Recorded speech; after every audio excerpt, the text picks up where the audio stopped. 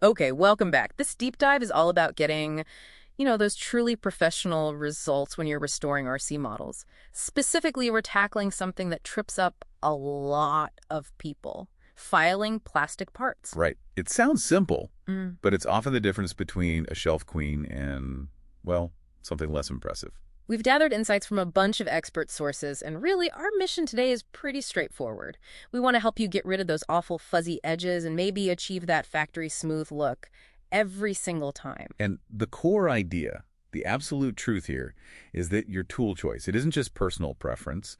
It's really dictated by material science. Material science, okay. Yeah, you got to understand the two main plastics you're almost always working with. First, there's flexible polycarbonate. Everyone just calls it Lexan, right? That's for the body. Few body shells, yeah. And then you have the rigid stuff, Acrylonitrile Butadiene Styrene, or ABS. That's your chassis, your hard bodies, structural parts. Okay, so if it's material science, why does my standard hardware store file, the one I use for metal or wood, why does it just completely fail? Like spectacularly fail on these plastics? Yeah. It really comes down to their thermal and structural properties. They're just different. How so? Well, take Lexan first. That flexible body shell material, it's quite soft, actually. And crucially, it has a really low melting point. Okay. So you take an aggressive standard file to it, and it instantly grabs the material. It doesn't cut cleanly. It tears. And that's where you get that awful, frayed, fuzzy edge we all hate. Right, the fuzz. I know it well. But it gets worse. The friction from that aggressive file builds up heat really fast. And because of that low melting point, poof, it melts the plastic right along the Well, edge. yeah, leaving those horrible, shiny, melted-looking marks ruins the whole thing. Exactly. So the philosophy for Lexan can't be brute force abrasion. It has to be either a super clean slice. Like using curved body scissors for wheel arches, or maybe scoring and snapping for straight lines. Precisely. Or, if you are abrading, it needs to be very controlled, usually high-speed abrasion, specifically to stop the material from tearing or melting. Okay, that makes sense for the flexible stuff. But what about ABS, the harder plastic for chassis and things? Right, ABS. It's the structural backbone. Now, it is harder, which sounds like it should be easier to file, but it's also quite brittle. Brittle. Yeah. So if you use a coarse, aggressive file, like your standard hardware file again, it won't melt as easily as Lexan, thankfully. Okay, good. But it's 5. It will rip and tear the surface, leaving behind these deep gouges, and you'll spend ages sanding those out later.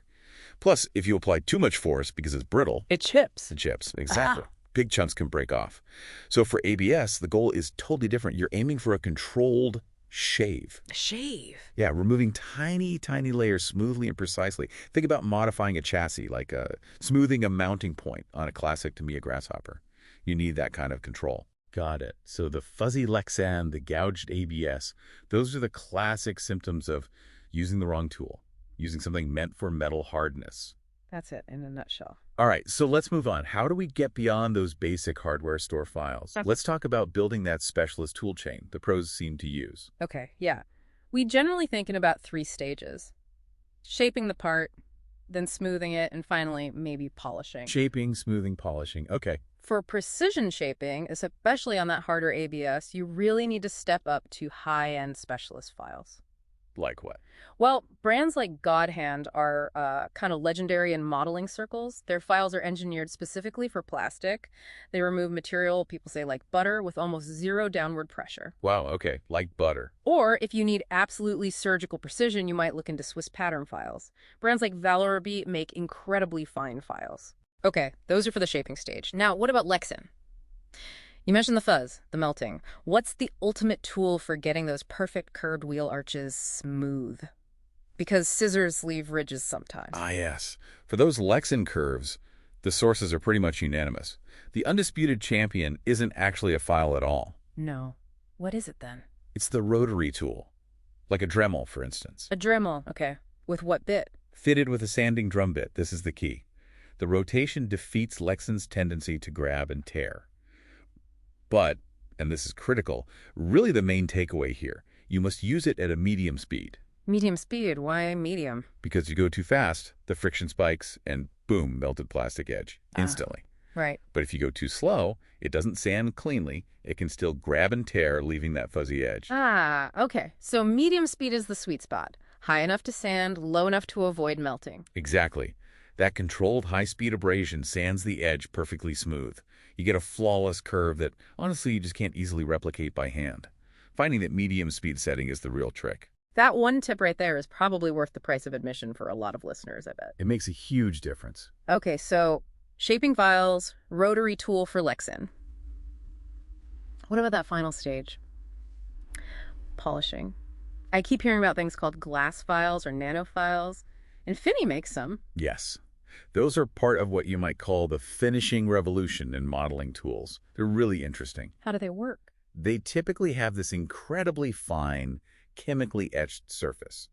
The magic is that they remove material, like a very fine file, but they simultaneously polish the plastic surface smooth as they work. Whoa. So it does two jobs at once. Pretty much. For small jobs, like, say, removing a screw nub from a part after you cut it off the tree. Yeah, those little bumps. Right. A glass file can often take care of that nub and leave a smooth, almost polished finish in a single step. It compresses maybe 2 or 3 traditional sanding steps into one. That sounds incredibly efficient. It can be, yeah. Especially for hard plastics like ABS or styrene model kits. Okay, so let's wrap this up. What does all this mean for you, the listener, trying to up your game? We've pretty clearly established that step 1 is ditching that general-purpose hardware file, right? That's key to turning basic assembly into real craft. Absolutely. Whether you're reaching for those specialized shaping files for ABS modifications or mastering that medium-speed rotary tool technique for flexible Lexan, the fundamental point is the material itself must dictate your choice of abrasive tool. There's no one-size-fits-all. Makes perfect sense. Understand the plastic, choose the right tool, get the right finish. Exactly. And, we've talked about investing in these better tools, high-quality, high-carbon steer files, precision rotary bits.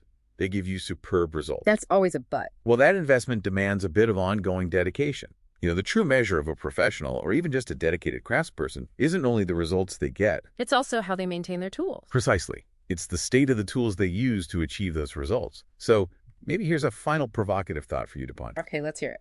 These high-quality steel files, especially the Swiss pattern ones, they can rust if neglected. So what is that essential ongoing maintenance step? Simply applying a very light coating of anti-rust oil after use.